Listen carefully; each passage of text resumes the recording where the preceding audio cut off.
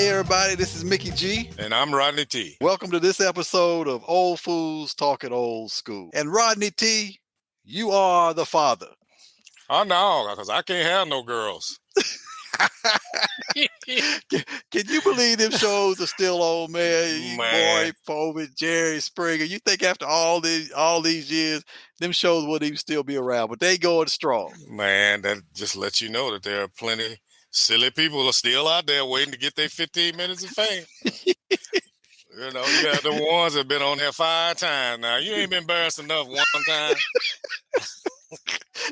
Yeah, you would think after that first time, like, oh, well, that ain't the daddy. I better go back. It definitely making me look like a hoe, you know? Why you going to come back 4 or 5 times? And she come back and Maury set him up. Are you sure he's the father this time? I'm 1,000% sure, Maury. And then run back there.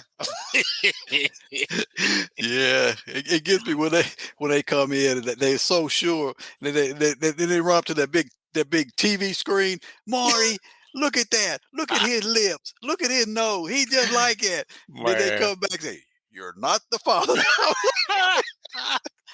I love it when she's sitting there like she halfway crying, talking about, well, do you have an idea who it might be? I'm like, well, hell no. That's why she came on here. Yeah, but I must admit that one couple they had on, the one brother, the one that I guess 6 toes on one foot runs in their family every generation. And she went up there and said, "Boy, he has 6 toes. My man got 6 toes. Boy. His father got 6 toes." I'm like, man. Yeah, brother, I think you the father. Yeah, man, it's hilarious, man. Me and my wife sit up here in the daytime and look at that. I'm like, now, who's the silliest, them or us? You know, sitting here looking at this mess, man. But it's comic relief, I must say. I want to get a good laugh. All I got to do is turn it on. Well, yeah, and you know, and that's what keeps them on the air. You know, if people watching it. You know, if nobody was watching, they wouldn't even be on the air. They've changed over the years. You know, especially like Jerry Springer. You know, with Jerry Springer's show, it used to be they'd come out and talk and, you know, try to have a civil conversation, and then things would start to get heated, and now they just forget all that. You know, they ring the bell and they go for it. You know, it ain't even no more trying to lead up to a fight, you know. So you know, they get to go and they get to talking to each other, and all of a sudden they look at each other that funny way that bell rings. It's on then. Oh yeah. Well, hey, that's that prep before. If you don't do by the script, you ain't gonna get no ticket home. You better run back there to that screen. Yeah. Look at the eyebrows. I don't know how nobody identified our babies with the eyebrow. You know, I'm like, boy, look at it. This baby ain't nothing but a light-skinned baby, black baby. This baby is a Mexican's baby. I'm like, where do they be finding these people at, man? And then she on there screaming and hollering, wanting him to be the dad. I said, you got a Negro sitting up here talking about that's a Mexican baby's dad. Oh man, it's pathetic. That happened to us at a restaurant. I guess it's been, like almost 5 years ago, because little D is 5.5 now. We were at a restaurant, and he was a newborn. We had him there in the little car seat and everything, and they came by. You know, the waitresses came by and looked at him, and as they was walking off, we heard one of them say just that. "I think that's a Mexican baby." And I said, I looked at Tara. She looked at me. She said, "Dad, don't say nothing." I said, "No, I ain't gonna say nothing." Well, yeah. That's a Mexican. You know, he had, you know, curly black hair and everything. Right. That's a Mexican baby. I'm like, I don't believe it. People just ignorant. I said, I know that, but that's, you know, that bothered me. Yeah. You know? Yeah, that was a definite contestant for ringing the bell and start fighting with that wig on. I heard that. You know, because you know they prep them. Because if you think about it, when they come out there with the short dress on, they got them little tights on up under, so they already know what they're gonna do. And then they got that rag on their head, you know, and they yank them wigs off. I don't know why. You know, I'll be like, look, don't touch my hair. You know, but they're gonna yank them wigs off and throw them in the audience. So, you know, it is what it is. You Yeah, that's for sure. And ringing that bell, that's the ultimate insult, boy. It's like like little garanimals or something, ding ding ding ding ding. Ah, they go to fighting. I'm like, boy, I just can't, but I do. Well, yeah, Hmm. we sit there and watch it, and another thing that I noticed too is they ring the bell. So you think the little security guys that they have out there would say, "Well, they rang the bell, so let me go step in between before they start fighting." Oh no, they start No. they Oh step no. back and watch them start fighting, and then once they get into it, they go and try to break them up. And I'm Yeah. like, Yeah. come on now. How obvious is it? Not only do they ring the bell, but you got this so-called security around, but they gonna wait till they start to fight, then they go break them up. So like you say, it's all a plan thing. Yeah, They man. tried to make it seem like it was a sort of a natural flow at the very beginning years ago. Now they don't Mhm. even care. No, no, man. They sit there. They're a part of the act too. You know. Yeah. They in there trying to stop them, and I like it when them dudes up there. They let the brothers be up there talking all that cash, Noah, and that one white dude with one arm holds them back. I'm like, what kind of mess is that? If you that man, can't no one arm hold you back like that. But they what they do. Man. Yeah, they definitely do that, and I really laugh when it's like a couple situation. The guys out there, the girls out there talking to Jerry, and then the other person, whether it's the guy, girl, they come out and Jerry say, "Do you know why you're here?" And they look around like, "No, Jerry, I don't know why." And I'm like, "Has anything good ever happened on Jerry Yeah. Springer?" Hey, You and that's right after he said, "Oh, Jerry, I love you. I watch your show every day." And you, I'm like, I don't know why I'm here. Please, I'm like, boy, it's amazing, man. yeah, I sit it there. is. It is. I'm like, you don't know why you here. But I can tell you this: it ain't because he's gonna tell you something good. I can I'm tell you that telling right now. you, I'm serious. I slept with your sister. You know, I'm like, give me a break. I'm like, boy, this is something else on here. Then, far be it from me. I ain't trying to be one way or the other, but there's some of them on there. I wouldn't even want to go on there to let nobody know I laid down with. I'm like, oh Lord, no, you know. But they something else.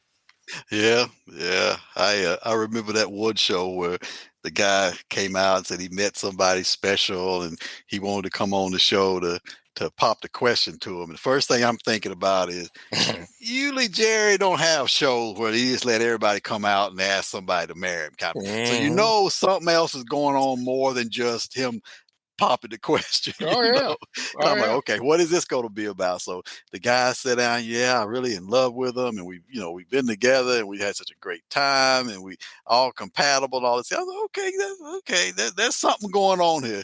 And then the person come out, and the first thing I think is that's a man. That ain't no woman. That's a man. Yeah, And they come exactly. out, and they sit down beside him, and he goes up and he hugs them and everything. And I'm thinking, you don't know that's a man.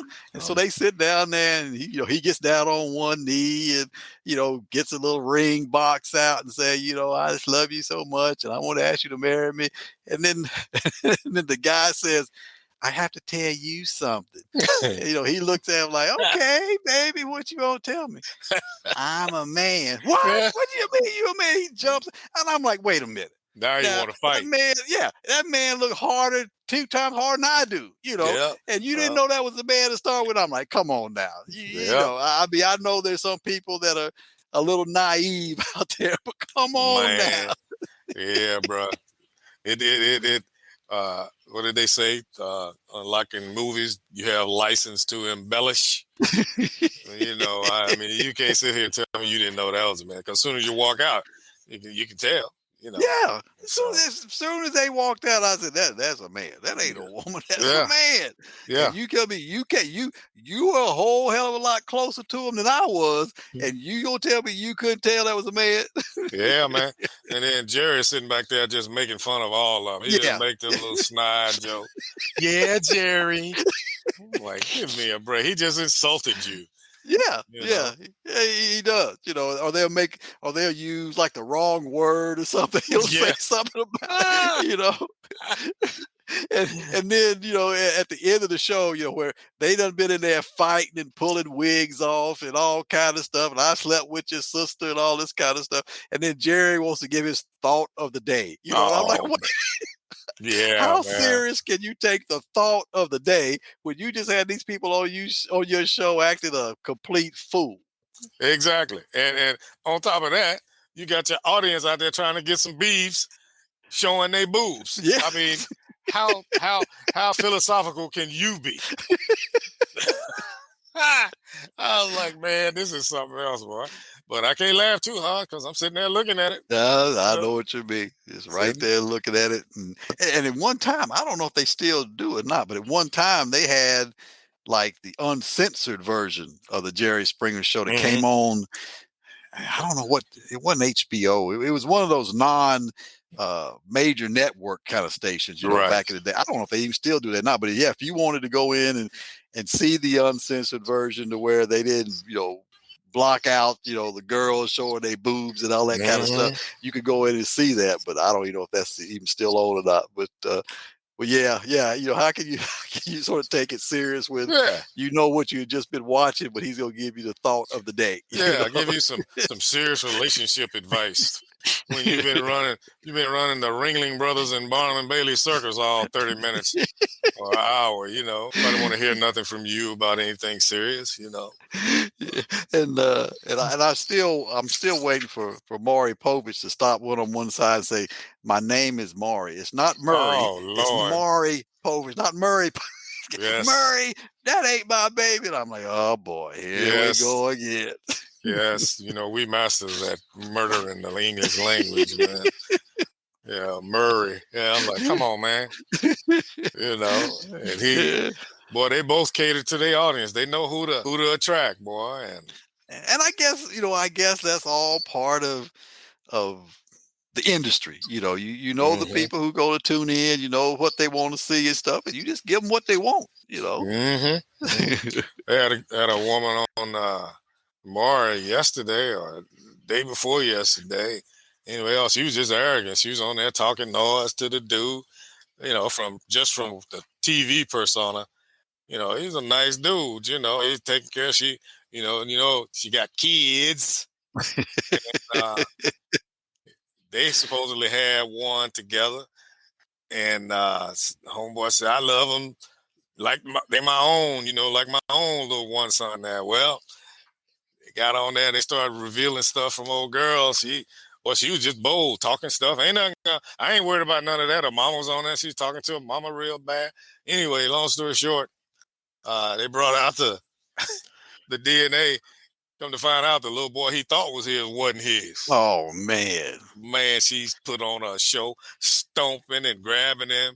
I love you, all this other mess. And before that though, Martin said, "Oh, you got something to tell him, don't you?" Before we reveal this, she goes, "Yeah, I cheated on you 2 weeks ago."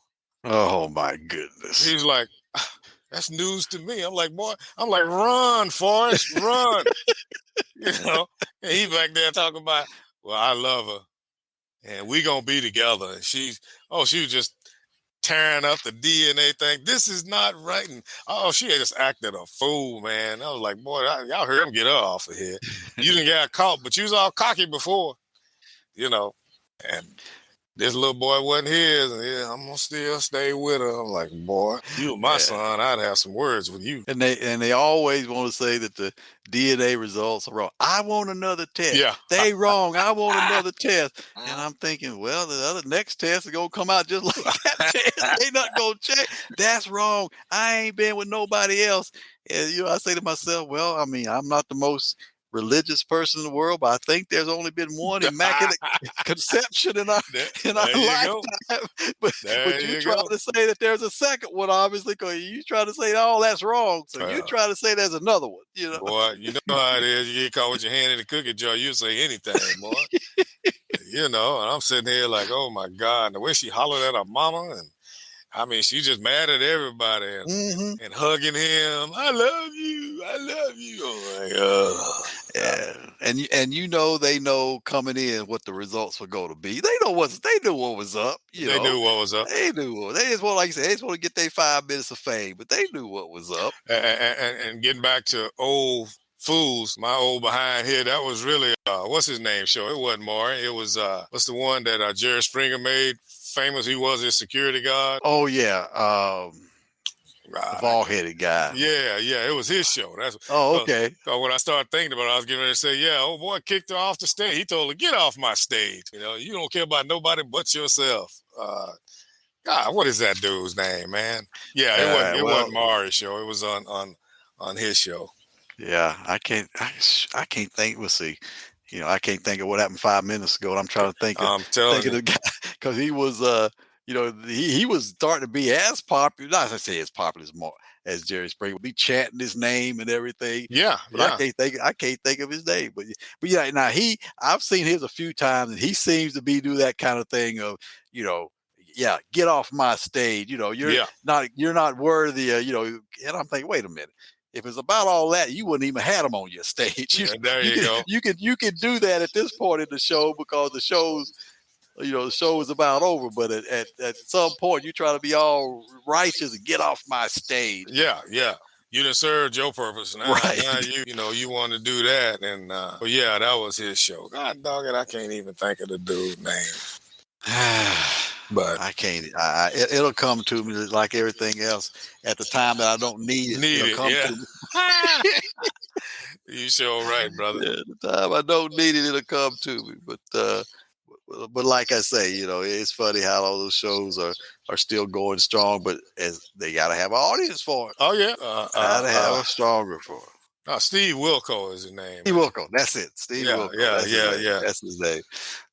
But yeah, he's a Springer disciple. And you think about, there's been a few shows. Like I look at Dr. Phil. He was a regular on Oprah when she had her show now. And Oh yeah. and there's sometimes that I take some questions with him. Oh yeah. Once again, you ain't going on Dr. Phil because you got a straight up no problems kind of family. So there's always got to be a problem. Right. Right. You can't. You got to have something going on, whether it's something that the national audience that everybody knows about or something. But there's always got to be some kind of issue to be on Dr. Phil. Oh, no doubt. No doubt. And well, I forget what his title is. He's some kind of psychologist or whatever he is. All I know is he's not licensed to practice it. He may have been before Oprah gave him that yellow brick road, but he's not licensed to practice that now. He's just on there talking on his show. I read a little article about him, but we hear a lot about him up in this kind of area up in here because his sister-in-law lives up here. You might have heard quite a few years back, some kid down here was throwing bricks off the bridge. Yeah. At cars. Well, one of them that it hit was her sister. She was in the hospital a long time. They was up here. They had him all on the news and stuff. But yeah, he's well, that's just like the judge shows at the very beginning. Everybody thought all of those folks were actual judges. Yeah. But they were actually acting as arbitrators. In suits and things. It wasn't actually a civil court and things of that nature. People were getting those kind of things mixed up because they would same kind of thing. I know on that one show, Judge Mathis, whenever they would come in there and say somebody was going to give them some money, and he'd ask them, "But when were they going to pay you back?" He said, when they got their income tax back." And the first thing he'd ask him is, "You don't watch my show." You don't watch my. That's what I tell everybody. Don't never go for that when my income tax check come in. I'm here to tell you, boy. They something else. I mean, just like Springer, they got him a show now, calling him Judge. He ain't no judge. Yeah. He barely was a mayor up there in Cincinnati. But they can sell it however they want to sell it. Yeah, because I think I think Steve Harvey's supposed to get a show. Like it's Yeah, that's what supposed they're to get a saying. show coming on. I ain't seen it.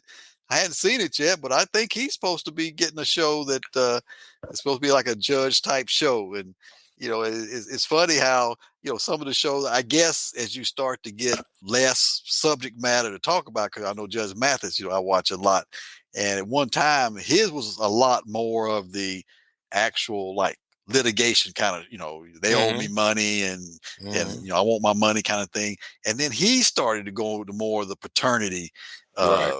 uh situations about people coming on wanting to determine if this is a mom or dad and things of that nature. But like I said, I guess you got to go with what started was sort of popular, and Mm-hmm. whether Mm-hmm. it's actual legal matters or not. Mm-hmm. Whatever sells. Yeah, yeah, that's exactly what it is. That's Whatever what sells. it comes down to. So I look at all of it with a grain of salt, and cause I didn't know. My the person that I work with was a lawyer, and she was the one that told me about. They look over cases and take the ones that seem to be a little more entertaining Hmm. to do, because hell, the litigants don't even have to pay whatever however they rule. The show pays for it for them to come on the TV show. So I didn't know that. That's what Yeah, she said. yeah. And I guess, in some situations, if you owe someone money or whatever's going on, if you ain't going to pay it, you go on the show and have the show pay. Yeah, Yeah, had the show yeah, pay they for it. don't want to pay for it. So you ain't, you might get on there and you might look like the worst person in the world. So what? Mm-hmm. You ain't got to pay that debt. Yes, sir. That's why half of them go. I mean, granted, I still wouldn't want to do it, but I can see the incentive on that. But Springer and Maury, you just on there as entertainment. I guess a free trip to New York or wherever they are in a hotel room, I guess that's incentive enough for some people, I guess so. So, I guess so. Because they steadily keep coming on the show. yeah, they do. And that would let me know it's a joke, man. That one woman, one day, she had been on there 4 times looking for the baby daddy. I'm like, 4 times? My goodness. Lord have mercy, boy. Ran back there and the couch wasn't there. She all out on the floor. I was like, They moved the couch. they moved the couch. I'm like, And the oh, saga this is something else, continues. man. Join us for the next episode of Old Fools Talking Old School. Peace.